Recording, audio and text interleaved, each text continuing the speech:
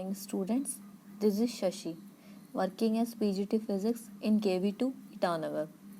In last classes, we had learned about units and measurements, different topics like physical quantities, unit, characteristics of standard unit, system of units, definitions of some units, and also we had learned about measurement of length, mass and time. Now we will start from accuracy, precision of instruments and error in measurements. Basically अभी तक हम जो accuracy word पढ़ते हैं वो हमारा accuracy और precision हमें क्या लगता है जनरल। अभी तक हमने जनरली आप लोगों ने सुना होगा एक्यूरेसी और प्रिसीजन वर्ड्स जनरल लैंग्वेज में। तो एक्यूरेसी और प्रिसीजन को हम क्या लेते हैं, हम सिमिलर वर्ड समझते हैं, बट इन साइंस और in basically physics they both are different. मतलब ये दोनों बहुत डिफरेंस है एक दूसरे से। एक्यूरेसी और प्रिसीजन का जो मीनिंग है फिजिक्स के कॉन्टेक्स्ट में वो बहुत अलग है। एक्यूरेसी मीन्स जैसे हमने कोई भी एक्सपेरिमेंट किया है, ठीक है, जैसे हमने कहीं भी ग्रेविटेशनल एक्सेलरेशन की वैल्यू ली है, ठीक है, स्मॉल जी की वैल्यू हमने बाय एक्सपेरिमेंट हमने 2-3 जगह हमने फाइंड आउट किया। हमें एक जगह मिला 9.8, एक जगह में मिला 9.7, एक जगह में मिला 9.6, ठीक है। तो अब यहाँ पर एक्यूरेसी क्या है, जो वैल्यू हमारा जो ट्रू वैल्यू है, हमारी ट्रू वैल्यू होती है क्या होती है ग्रेविटेशनल एक्सेलरेशन के लिए 9.8 मीटर पर सेकेंड स्क्वायर। तो जो 9.8 के सबसे नियर बाई वैल्यू होगा वो हमारा क्या होगा, मोर एक्यूरेट वैल्यू होगा, ठीक है। एंड अदर हैंड प्रिसीजन, अगर हम प्रिसीजन का डिस्कशन करें तो फॉर एग्जांपल हमने वेट, सेम वेट का एक हमारे पास कोई भी ऑब्जेक्ट है, ठीक है, उसको हमने डिफरेंट हमारे जो वेइंग मशीन से उनसे ऑब्जर्व किया। तो हमने एक नॉर्मल जो हमारा ग्रॉसरी शॉप्स पे होती है उन पे देखा, जो हम मतलब वेजिटेबल्स वगैरह करते हैं वहाँ पर, तो उनके पास होता है हमारा केजीज़ में और मतलब ग्राम्स में होते हैं ना उनके पास हमारे जो भी मेजरिंग इंस्ट्रूमेंट्स होते हैं। तो वहाँ हमें मिला उसका वेट 550 के, सॉरी 550, ठीक है। फिर हमने उसे डिजिटल पे देखा तो हमें मिला 549, ठीक है, तो 549.8। तो हमारा जो मोर वैल्यू है, प्रिसाइज वैल्यू है, वो कौन सा होगा 549.8, that will be more precise. तो ये होता है हमारा प्रिसीजन। किसी भी जो हमारा एक्यूरेसी है, प्रिसीजन है, ये किसी भी क्वांटिटी के लिए हो सकता है, लेंथ के लिए हो सकता है, मास के लिए हो सकता है, टाइम के लिए हो सकता है, किसी भी क्वांटिटी के लिए हम ये मेज़र कर सकते हैं। बस बेसिकली वो क्या होना चाहिए, हमारा फिजिकल क्वांटिटी होना चाहिए। तो ये होता है हमारा एक्यूरेसी और precision. And other hand errors in measurement, errors क्या होता है, जो भी हमारा मतलब एक्चुअल वैल्यू है, ट्रू वैल्यू है, और जो हमारी एक्सपेरिमेंटल वैल्यू, उनका जो डिफरेंस होगा that is known as error. तो ये हमारा एक ब्रीफ डिस्कशन था about accuracy, precision and errors. So let's continue. First, error. The result of every measurement by a measuring instrument contains some uncertainty. This uncertainty is called error. हम किसी भी instrument की help से, जैसे हम microscope है, electroscope है, हमारे जो फिजिक्स लैब में जैसे हमारे अमीटर होता है, वोल्ट मीटर होता है, कोई भी इंस्ट्रूमेंट आप यूज़ कर लीजिए जिससे हम क्या कर रहे हैं, किसी भी मेज़रमेंट को कंसीडर कर रहे हैं, तो वहाँ पर क्या होगा, थोड़ा अनसर्टेनिटी होगी। वो उसका मतलब उसके जो बनाया जाता है उसको जब इंफ्रास्ट्रक्चर बनाया जाता है उसका, तो तभी मतलब ऐसा नहीं होता है सारे जो हमारे सारे फैक्टर वो एकदम परफेक्ट नहीं होते हैं, वहाँ पर कुछ ना कुछ अनसर्टेनिटी ज़रूर होती है। तो उन अनसर्टेनिटी की वजह से मेजरिंग के अंदर जो भी हमारा मतलब ट्रू वैल्यू है और एक्चुअल वैल्यू है उनमें क्या आएगा, डिफरेंस आएगा, that is known as error. This uncertainty is called error. Then accuracy, accuracy of a measurement is a measure of how close the measure value is to the true value of the quantity. तो ये हम as a example हम discuss कर चुके हैं कि जितना हमारी ट्रू वैल्यू के जो हमारा वैल्यू नियर बाई होगा वो उतना क्या होता है, हमारा एक्यूरेट होता है। अगर हम 9.8 वाले केस में कंसीडर करते हैं तो हमारा 9.7 मोर एक्यूरेट है compare to 9.6 metre per second square. Then precision, precision tells us to what resolution और limit the quantity is measured. Precision हमें ये बताता है कि जो मतलब हमारा जो क्या है बेसिकली क्वांटिटी है उसकी लिमिट क्या हो सकती है, वो कितना मतलब मिनिमाइज हम उसको कर सकते हैं। जैसे फॉर एग्जांपल एक स्केल होता है, ठीक है, तो स्केल में हमारा क्या होता है 1 सेंटीमीटर के लिए 10 लाइन्स होती है। तो दैट मीन्स हम 0.1 तक हम उसको प्रिसाइज कर सकते हैं उस वैल्यू को, उससे ज़्यादा हम उसको प्रिसाइज नहीं कर सकते। जैसे हम जब भी वैल्यू लिखेंगे तो हम 0.1 लिख सकते हैं, 0.2 लिख सकते हैं, 0.3 लिख सकते हैं, बट हम 0.01 विद द स्केल हेल्प नहीं बता सकते, ठीक है। तो ये हमारी प्रिसाइज वैल्यू बताती है कि उसका रिजोल्यूशन क्या है, लिमिट क्या है, ठीक है। इसके बाद है example, suppose the true value of a certain length is near 2.874 centimetre. एक हमें कोई भी एक लेंथ दे दी है, कितनी 2.874 उसकी ट्रू लेंथ है, ठीक है। In one experiment using a measuring instrument of resolution 0.1 centimetre, हमने 0.1 सेंटीमीटर का क्या लिया है, इंस्ट्रूमेंट लिया रेजोल्यूशन वाला, तो उससे हमें क्या मिला है, the measured value is found to be 2.7 centimetre, उसकी हेल्प से हमें मेजर्ड वैल्यू मिली है 2.7 centimetre. while in another experiment using a measuring device of greater resolution, अब जब हमने 0.1 लिया तो हमें मिला 2.7, बट जब हमने 0.01 सेंटीमीटर रेजोल्यूशन का कोई इंस्ट्रूमेंट लिया लाइक वर्नियर स्केल और स्क्रू गॉज वगैरह, तो हमें क्या मिला, the length is determined to be 2.69 centimetre, तो हमें वैल्यू मिलती है 2.69 centimetre. The first measurement has more accuracy because it is closer to the true value. देखो हमारी ट्रू वैल्यू थी 2.874, तो 8 के सबसे मतलब जो नियर बाई वैल्यू है वो हमारा क्या है 2.7। तो हमारा अगर हम बोलना चाहें कि एक्यूरेट क्या 2.7 और 2.69 में से मोर एक्यूरेट कौन होगा, तो हम बोलेंगे 2.7 जो है हमारा वो मोर एक्यूरेट होगा। क्यों? क्योंकि वो 2.874 जो हमारी ट्रू वैल्यू है उसके मोस्ट प्रोबेबली नियर बाई है, ठीक है, बट लेस प्रिसीजन, लेकिन उसका प्रिसीजन क्या होगा, लेस होगा। It's resolution is only 0.1 centimetre, क्योंकि इसका रिजोल्यूशन क्या है 0.1 सेंटीमीटर है। पॉइंट के बाद जितनी डिजिट बढ़ती जाती है वो वैल्यू उतनी ही ज़्यादा प्रिसाइज होती जाती है। While the second measurement is less accurate but more precise, तो हम कह सकते हैं जो हमारा सेकेंड मेजरमेंट है 2.69, ये एक्यूरेट तो लेस है बट प्रिसाइज क्या होगा, ये ज़्यादा होगा, क्योंकि 2.7 से 2.69 हमारा क्या होता है, स्मॉल होता है, और ये 2.874 से भी डिफरेंस इसका थोड़ा ज़्यादा आएगा, तो इसीलिए ये हमारी लेस एक्यूरेट होगी बट मोर प्रिसाइज होगी। तो यहाँ पर हमने बेसिकली क्या देखा है कि हमें कैसे पता चलेगा कि कोई वैल्यू ज़्यादा एक्यूरेट है और कौन सी वैल्यू ज़्यादा प्रिसाइज है। तो प्रिसाइज के लिए हमें सबसे पहले क्या देखना पड़ेगा, रिजोल्यूशन। पॉइंट के बाद जितनी डिजिट्स बढ़ती जाएंगी वो वैल्यू उतनी ही ज़्यादा प्रिसाइज होती जाती है, और जबकि एक्यूरेसी के लिए जो वैल्यू हमारी ट्रू वैल्यू के जितना ज़्यादा नियर बाई होगा वो वैल्यू हमारा उतना ही ज़्यादा एक्यूरेट होगा। Next, in general, the errors in measurement can be broadly classified as systematic errors and random errors. Generally जो हमारे एरर्स हैं उनको 2 टाइप्स में डिवाइड किया गया है। First is systematic and another is random. Systematic errors, the systematic errors are those errors that tend to be in one direction, either positive or negative. जो हमारा सिस्टमेटिक एरर होता है वो एरर है जो सिर्फ क्या होगा, एक वन डायरेक्शन में टेंड्स होते हैं, आइदर या तो पॉजिटिव और नेगेटिव, मतलब या तो ये पॉजिटिव पॉजिटिव मिलेंगे सारे या फिर नेगेटिव नेगेटिव मिलेंगे। ऐसा नहीं होगा कि एक बार हमें पॉजिटिव वैल्यू मिल गई, एक बार हमें नेगेटिव वैल्यू मिल गई, इनके लिए सेम वैल्यू हमें हमेशा अचीव होंगी। Some of the sources of systematic errors are the instrumental errors that arises from the errors due to imperfection design or calibration of the measuring instrument, zero error in the instrument etc.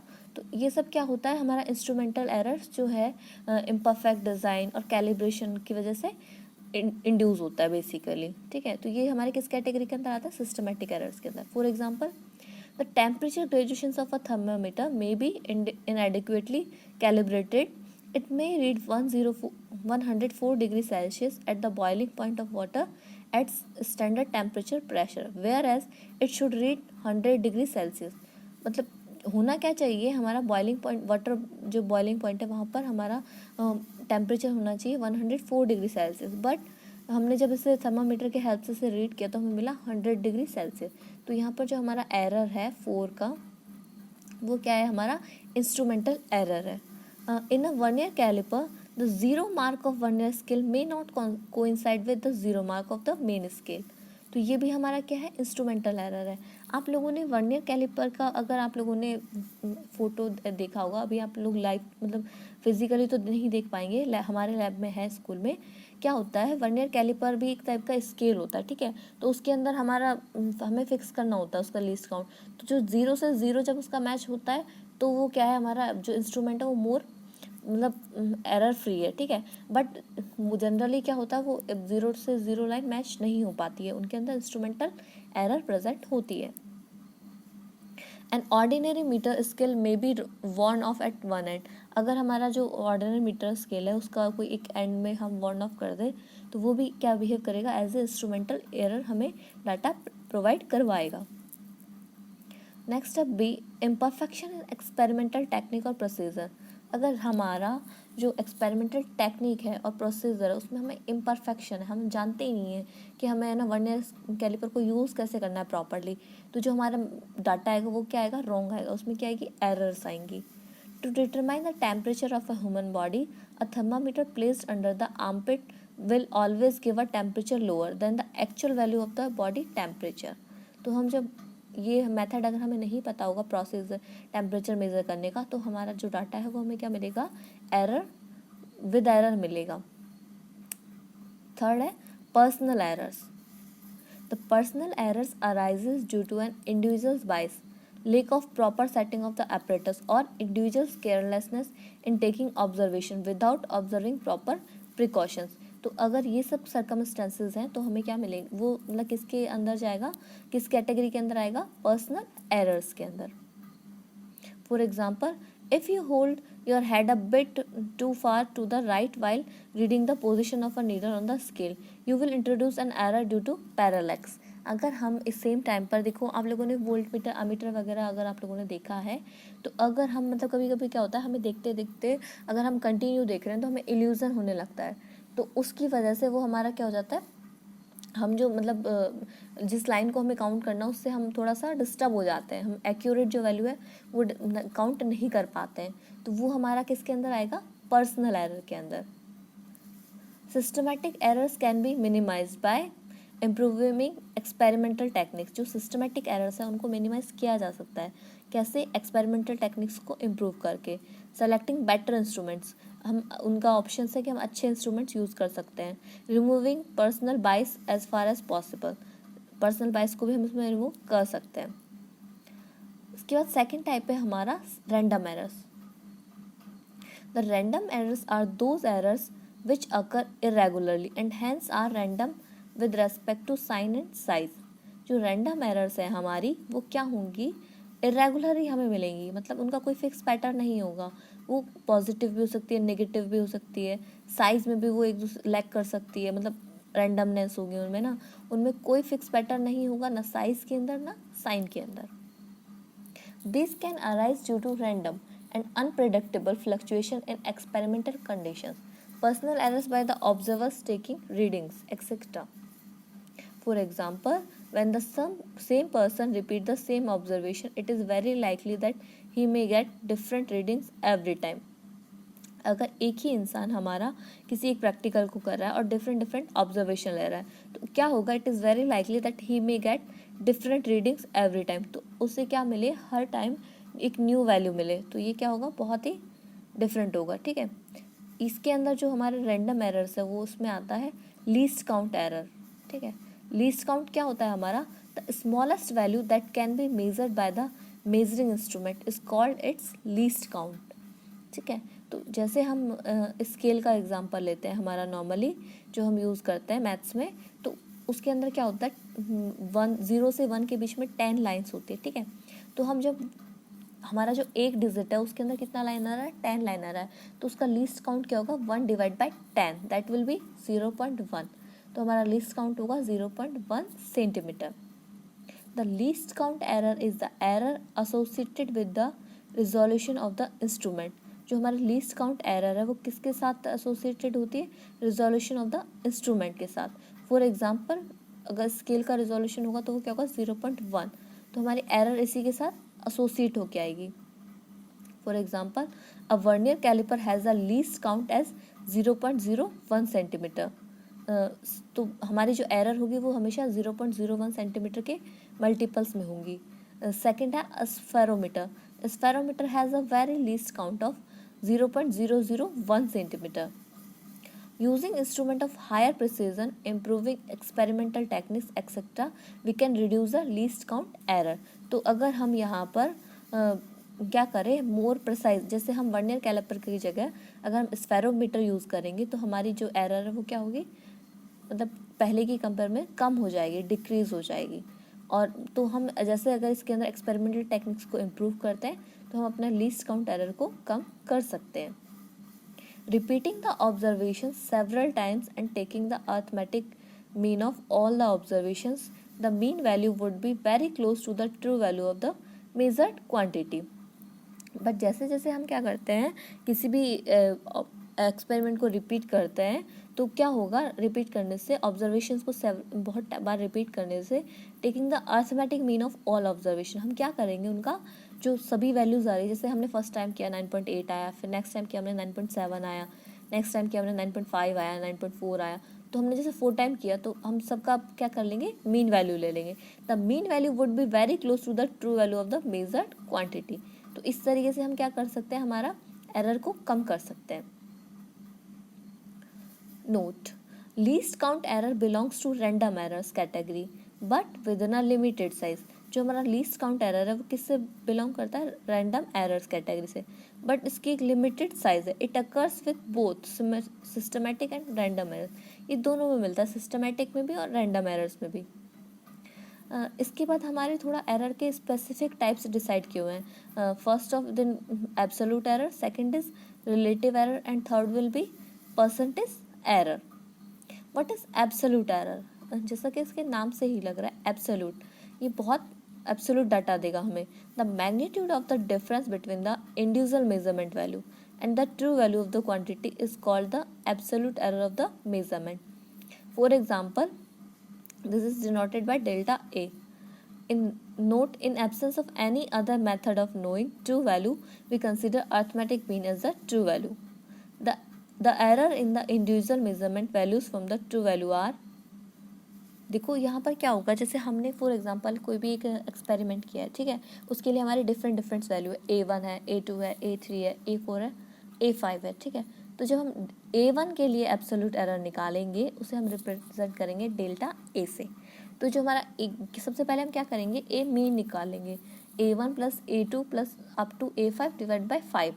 जो हमारा mean value होगा उससे जब हम first value को minus करेंगे तो हमें इंडिविजुअल वैल्यू मिलेगी एब्सोल्यूट एरर के लिए, ठीक है। सिमिलरली हम डेल्टा A2 के लिए निकालेंगे A2 minus A mean, so on, delta AN is equals to AN minus A mean.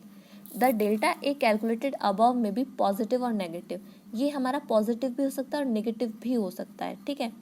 आप इससे किसी भी एक, जैसे 7, 8, 9, 10, 11 कोई 5 डिजिट्स लिए हमने, ठीक है, तो इनका हम सम एवरेज निकालेंगे, क्या आएगा,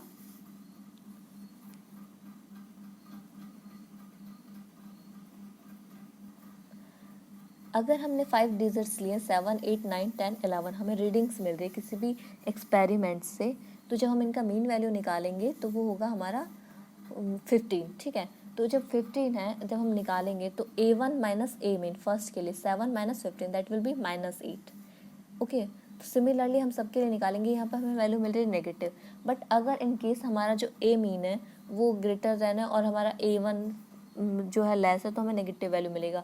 बट अगर हमारा A1 ग्रेटर देन है और A मीन लेस देन है तो हमें क्या मिलेगा, पॉजिटिव वैल्यू मिलेगा।